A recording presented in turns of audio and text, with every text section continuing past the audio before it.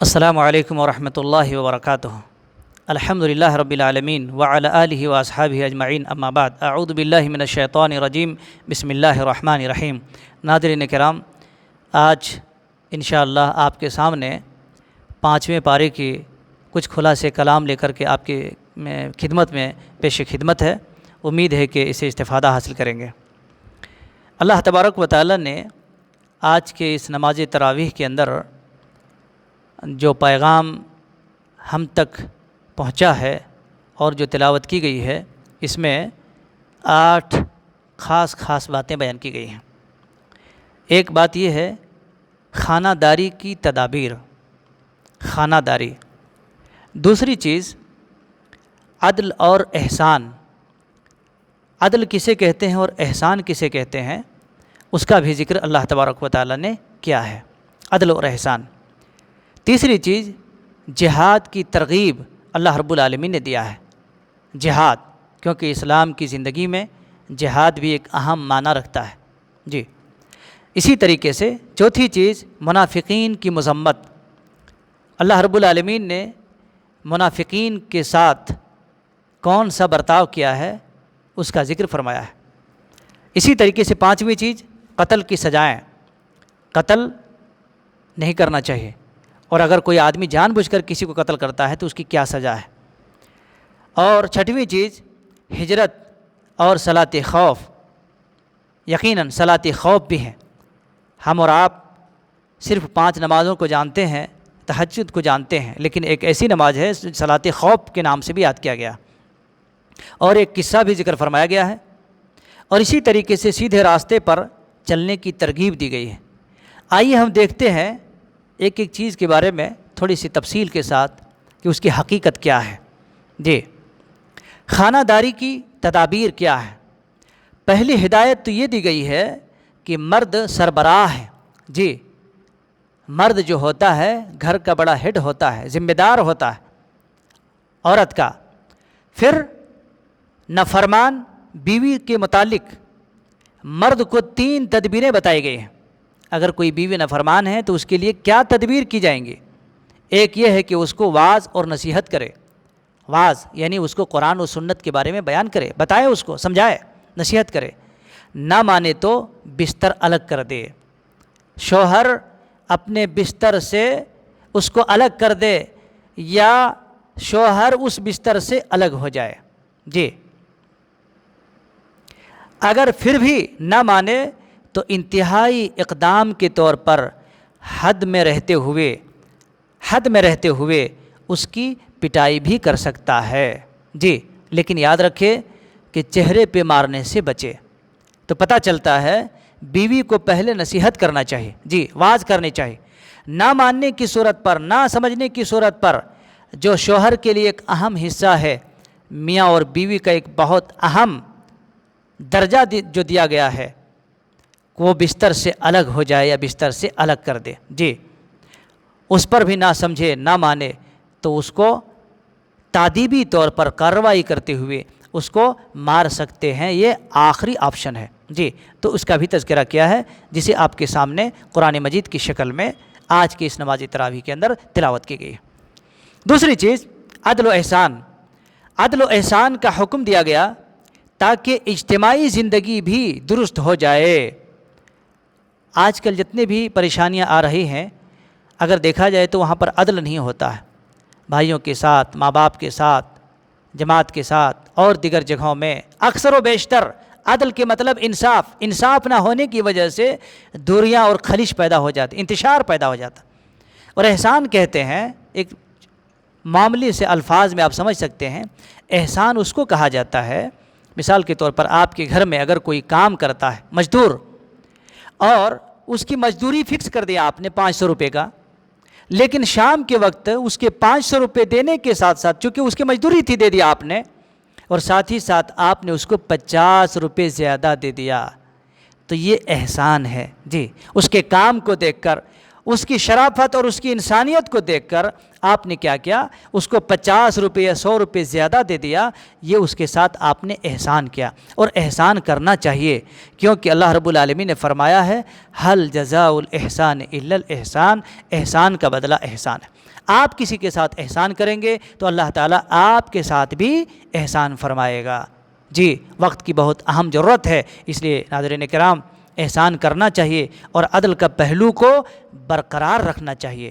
جی یاد رکھیے، عدل نہ کرنے کی وجہ سے کل قیامت کے دن بہت سارے لوگ پکڑے جائیں گے۔ اللہ تعالیٰ ہم سب کو آخرت کے دن پکڑے جانے سے بچے رہنے کی توفیق عطا فرما، آمین۔ جی، اسی طریقے سے تیسری چیز، جہاد کی ترغیب۔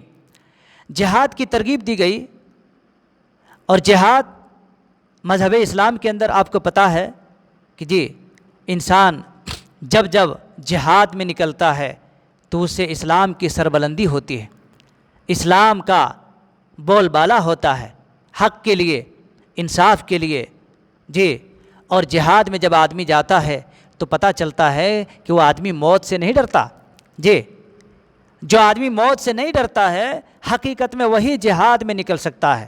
صحابہ کرام رضوان اللہ علیہم اجمعین نے جو بڑی بڑی جہادوں میں نکلے ہیں، اس لیے اپنی جان کو اپنے ہتھیلیوں میں باندھ کر نکل جاتے تھے، ہتھیلیوں میں کفن باندھ کر نکل جاتے تھے۔ اس لیے میرے بھائیوں، جہاد بھی زندگی کا ایک اہم حصہ ہے۔ ضرورت پڑنے پر انسان کو اللہ کے راستے میں نکلنا چاہیے، اور کبھی بھی موت کی فکر نہیں کرنی چاہیے، اور موت سے ڈرنا نہیں چاہیے۔ جی، اسی طریقے سے چوتھی چیز، منافقین کی مذمت۔ آپ کو معلوم ہے کہ آج دنیا کے اندر قدم قدم پر، ہر چوراہے پر، ہر صف میں منافقین گھسے ہوئے ہیں۔ تو منافقین کی مذمت کر کے مسلمانوں کو ان سے چوکنا کیا ہے اللہ رب العالمین، کیونکہ تم چوکنا رہو، بچو اسے، خبردار رہو، یہ لوگ تمہیں بھی اپنی طرح کافر بنانا چاہتے ہیں، اپنے صفوں میں لانا چاہتے ہیں۔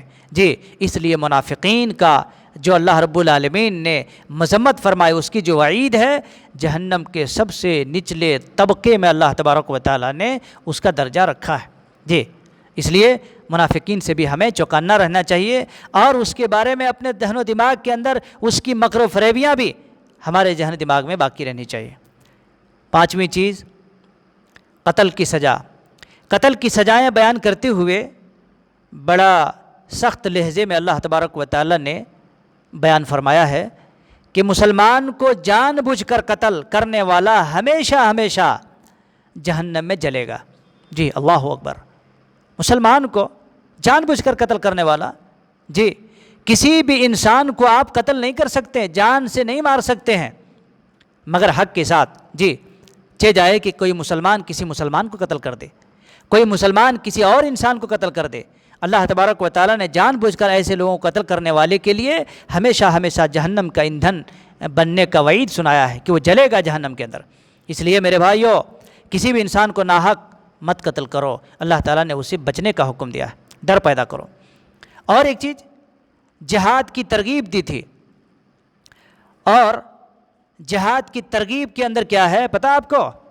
جب آدمی جہاد میں جاتا ہے تو ہجرت کرنا پڑتا ہے، گھر سے نکلنا پڑتا ہے، وطن سے نکلنا پڑتا ہے، دشمنوں سے بے خوف ہو کر، بے آر و مددگار اپنے شہر سے، اپنے وطن سے، اپنے گاؤں سے نکل جاتا ہے۔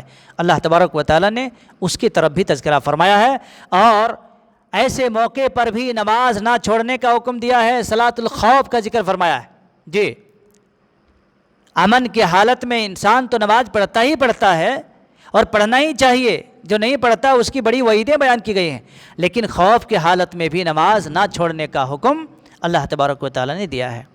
جی، اسی طریقے سے اور ایک چیز، ایک قصہ بیان فرمایا ہے۔ ایک شخص جو بظاہر مسلمان مگر در حقیقت منافق تھا، اس نے چوری کی اور الزام ایک یہودی پر لگا دیا۔ دیکھیے، اس نے چوری کی اور الزام ایک یہودی پر لگا دیا۔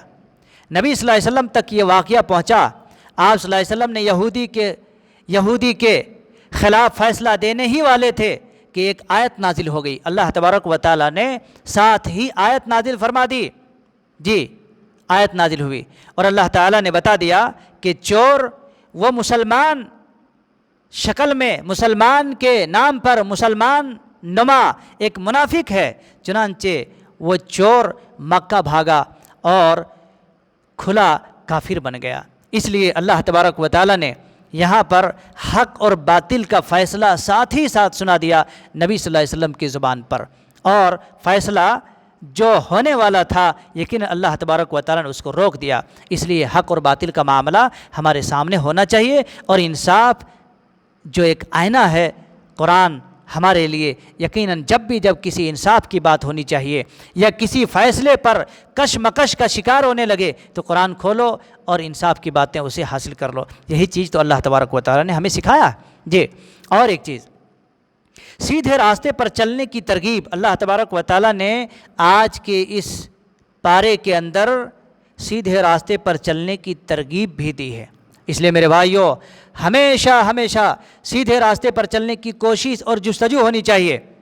شیطان کی اطاعت سے بچو، وہ گمراہ کن ہے، وہ گمراہ کر دیتا ہے، وہ خود گمراہ اور دوسروں کو گمراہ کر دیتا ہے۔ ابو الانبیاء ابراہیم علیہ السلام کی اتباع کرو، پیروی کرو، جس کا تذکرہ اللہ تبارک و تعالیٰ نے بیان فرمایا ہے۔ عورتوں کی حقوق ادا کرو، عورتوں کی حقوق کو دیا کرو، اس کو غلام مت بنایا کرو۔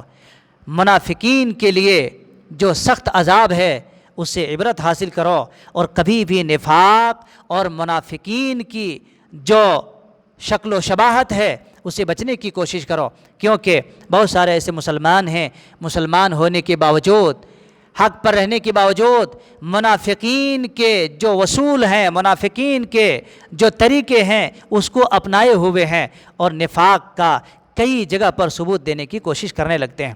یہ چند باتیں تھیں جس کو میں نے آپ کے سامنے اپنے علم کے مطابق پیش کیا ہے۔ مجھے امید ہے کہ اللہ تبارک و تعالیٰ اس کے ذریعہ سے آپ کی زندگی میں کچھ اصلاح پیدا کر دے، آپ کی زندگی میں نکھار پیدا کر دے۔ اللہ رب العالمین قرآن مجید کی جو آیات اور جو پارے ہم نے سنے ہیں، اللہ اس پر عمل کی توفیق عطا فرما، اور جو بھی اس کے خلاصے کلام مختصر طور پر پیش کیا گیا ہے، اللہ تعالیٰ ان تمام باتوں پر غور کرنے کی توفیق عطا فرما۔ انشاءاللہ العزیز آئندہ پارا بھی آپ کے سامنے پیش خدمت کیے جائیں گے، اس لیے اس کے لیے انتظار کیجیے۔ میں اللہ سے دعا کرتا ہوں کہ مولا کریم ہم سب کو سیدھے راستے پر ہمیشہ چلنے کی توفیق عطا فرما۔ آمین وآخر دعوانا الحمدللہ رب العالمین، والسلام علیکم ورحمۃ اللہ وبرکاتہ۔